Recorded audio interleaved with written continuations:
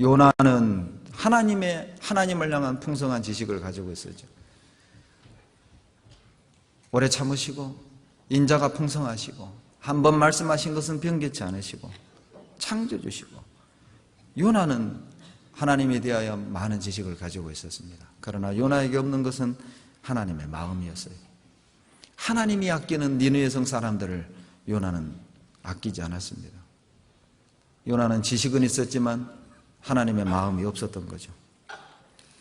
유대인들도 얼마나 율법에 능숙했습니까? 그들은 율법을 달달달 외우는 사람들이었어요. 많은 지식은 있었지만 그들은 하나님의 마음이 없었어요. 마태복음 12장, 그것이 그들의 문제였습니다. 마태복음 12장 7절.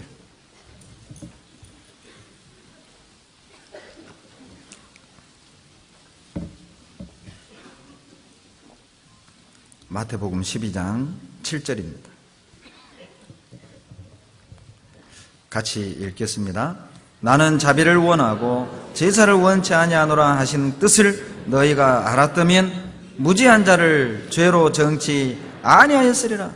안식일에 밀밭 사이로 가실 때 제자들이 시장하 이삭을 잘라먹는 내용이거든요. 2절에 바리새인들이 그걸 봤어요. 이 바리새인들은 율법에 기록되어 있는 안식에 관한 규례를 제대로 꿰고 있었던 사람들이고, 그리고 세부적으로 항목을 정한 장로들의 유전도 다 꿰고 있었던 사람입니다. 안식일에는 몇 킬로그램 이상은 들어서는 안 되는지, 몇 킬로미터 이상은 가서는 안 되는지, 그런 세부적인 규례까지도 그들은 유전으로 만들어 놨어요. 바리새인들, 유대인들은 율법에 대해서 제대로 알고 있었습니다. 그러나 그들이 몰랐던 것이 있었는데, 왜 주님이 그렇게 말씀했는지의 의도를 그들은 알지 못했어요. 왜 안식일 규례를 주었는지, 왜 하나님이 그런 율법을 줬는지, 하나님이 뭘 원하시고 무엇을 얻기 위하여 뭘 의도하시고 그렇게 얘기했는지를 그들은 전혀 생각하지 않았던 거예요. 그냥 단어 그 내용만, 이게 뭐라고 먹지 말라 하지 않았냐고, 왜 먹지 말라 했는가의 의도를 그들은 이해하지 못했어요. 이게 이단들이죠. 오늘날 등장하는 이단들의 문제가 바로 그것입니다. 왜 그렇게 말씀했는가의 의도는 그들은 중요하지 않습니다. 이단들에게 중요한 건 문자적으로 이렇게 돼 있다고, 그리고 억지 해석을 하게 되는 것이죠. 그래서 이단이 나오는 것입니다.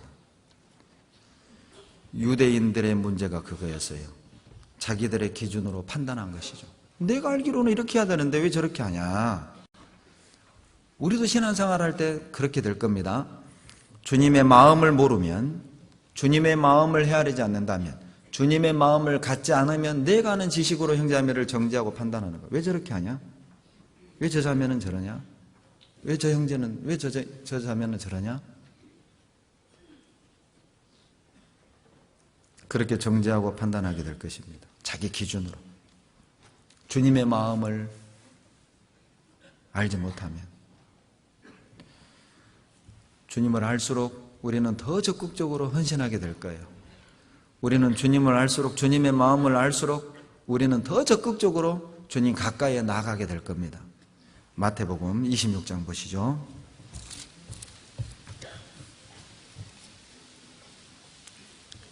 마태복음 26장 내용은 예수님이 잡히시던 사건을 기록한 것입니다. 그런데 이 마태복음 26장에 보면 예수님이 잡히실 때 세 종류의 사람의 반응이 나와요.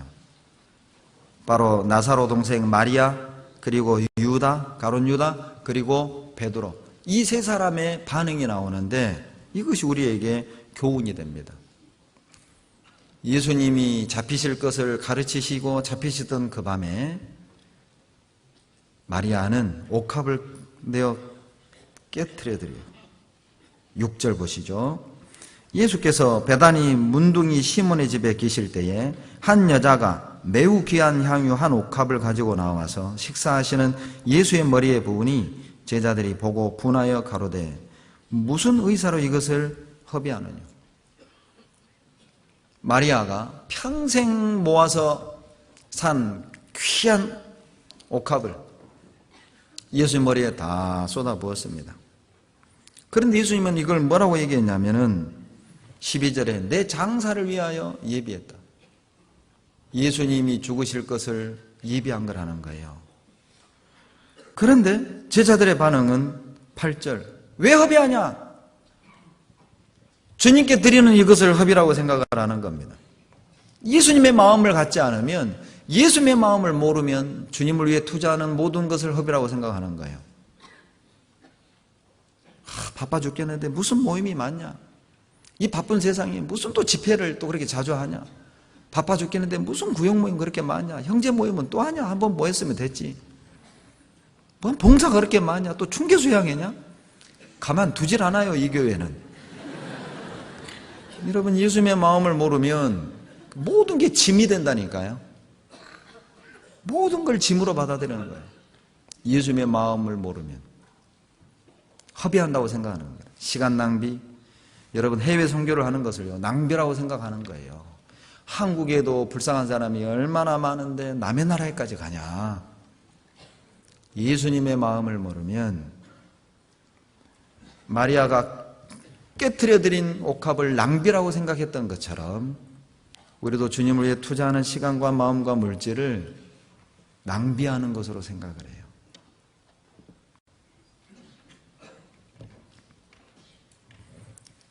마리아는 가장 귀한 걸 내어드렸습니다. 그러나 가룟 유다는요, 가장 귀한 분을 팔아버렸어요. 놀랍지 않습니까? 똑같은 주님의 가르침을 듣고 마리아는 가장 귀한 걸 내어드리는가 하면 유다는 가장 귀한 분을 은 30에 팔았습니다. 유다는 은 30에 팔았지만 우리는요, 이성의 예수님을 팔고 술 한 잔에 예수님을 팔고 낚시에 예수님을 팔고 골프에 예수님을 팔고 그러지 않아요? 내가 배우고 싶은 그 무엇인가에 예수님을 팔고 우리의 마음을 빼앗아가는 것, 그게 파는 겁니다. 유다는 예수님께 마음을 드리는 게 아니라 은 30의 마음을 줬잖아요. 그게 예수 판 겁니다. 나는 어디에 마음을 드리는 겁니까? 그게 예수를 파는 것이죠. 그리고 베드로는요, 멀찍이 쫓았어요. 마리아는 가장 귀한 것을 내어드렸고 베드로는요, 가장 귀한 분으로부터 멀찍이 쫓았어요. 26장 58절 보시죠.